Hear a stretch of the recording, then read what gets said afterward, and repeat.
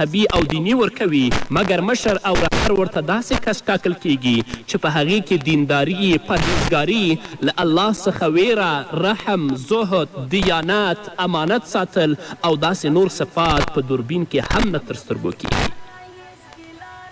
دا ټول حالات دي چې په سترګو وینو. همدارنګه رسول الله صلی الله علیه وسلم فرمایي و اکرم الرجل مخافة شره. د قیامت بل علامه دا ده چې د انسان عزت به په دې خاطر کیږي چې شر جوړ نه کړي. یعنی قدر او احترام به یې له زړه څخه نه کوي بلکې د انسان قدر او عزت به په دې خاطر کیږي که چیرې د فلانکي انسان عزت ونه شي نو شر او فساد به جوړ کړي. د خپلو روپو او دولت په زور او غرور به نامعلومه څه وخت او څه ډول فساد خپور او جوړ کړي.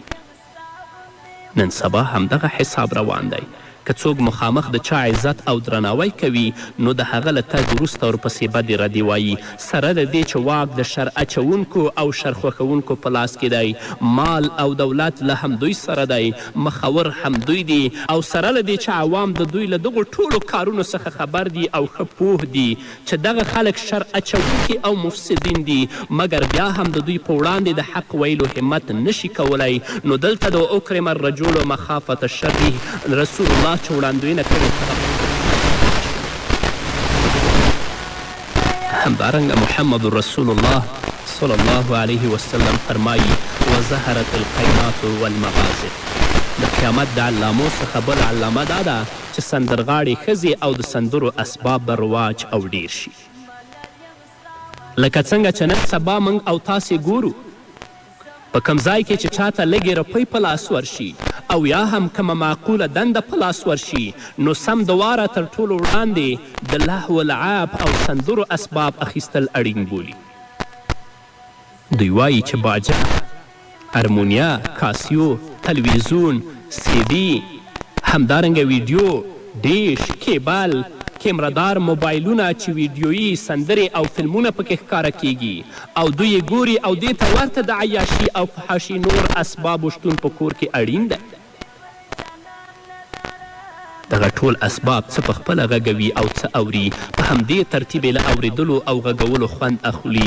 ګنده توک سندرې او خندونکې خپرونې او ډرامې پکې ګوري او خوند ترې اخلي. په ودونو او کوژدونو کې چې د ټنګ ټکور اسباب نه وي او د غږولو انتظام یې نه وي شوی نو دغه واده او کوژده په ټولنه کې تر ټولو خرابه کوژدنه او واده دی. د وظهرت القینات والمغازف جمله استعمال کړي. د دې جملې هغه تفصیلي نقشه صحابه و کرامو نه ده لیدلې کومه چې نن موږ او تاسې ګورو. زار او قربان شم د هغه ستر هادي او لارښود څخه چې 1400 کاله وړاندې د انسانانو د موجوده خرابیو په اړه وړاندوینې کړې وي. همدارنګه رسول الله صلی الله علیه وسلم فرمایي وشربت الخمور. د قیامت بل علامه دا ده چې شراب به ډیر څکل کیږي. د دې تشریح ته اړتیا نشته.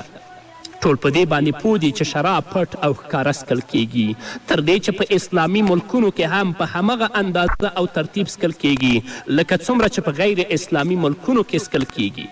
بلکې اسلامي ملکونو نن سبا د شراب څکلو په برخه کې په غیر اسلامي ملکونو باندې خبره ور اړولې ده. د هغو نه ترقي کړې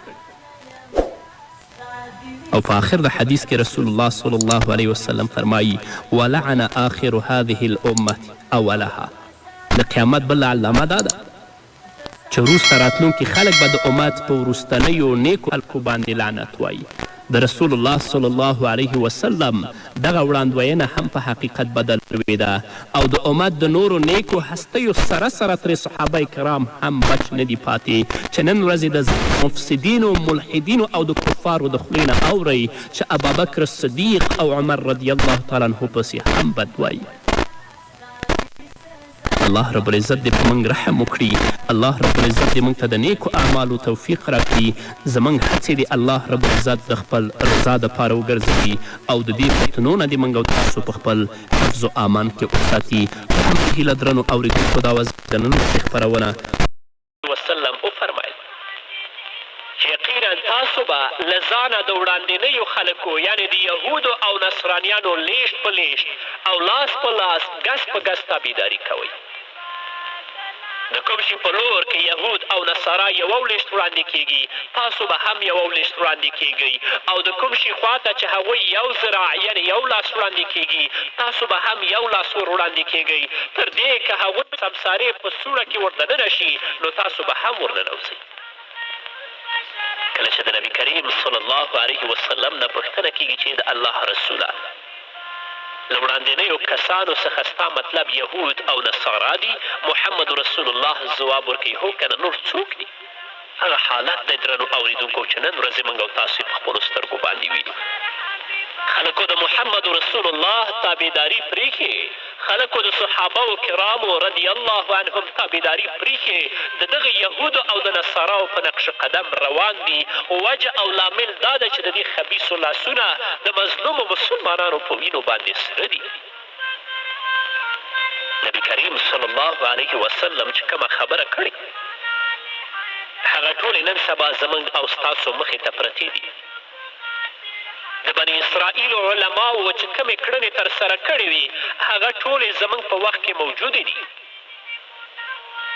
په دین کې بدعتونه پیدا کول، د کتاب تحریفول، د کوم شتمن انسان له امله حق مسئله بدلول، د دین پلورلو له امله دنیا لاسته راوړل، جوماتونه ښکلي کول، په بهانو او حیلو جوړولو سره حرام مال ته حلال ویل او نور داسې ډېر کارونه نن سبا زموږ او ستاسو په وړاندې ترسره کیږي. د مشکات یو حدیث دی، راوي د حدیث حضرت عبدالله ابن عمر رضی الله تعالی عنه دی. هغه فرمایي چې رسول الله صلی الله علیه وسلم وفرمایل یقینا چې زما په امت به داسې وخت راشي کوم چې په بني اسرائیلو تیر شوی و، لکه څنګه چې د یوې پښې بوټ یا څپلۍ د بل په پښو کې برابر راځي داسې حالت به په دوی هم راځي. تر دې که په بني اسرائیلو کې په ښکاره توګه چا د خپلې مور سره زنا کړي وي نو زما په امت کې به هم د دې کار کوونکي وي.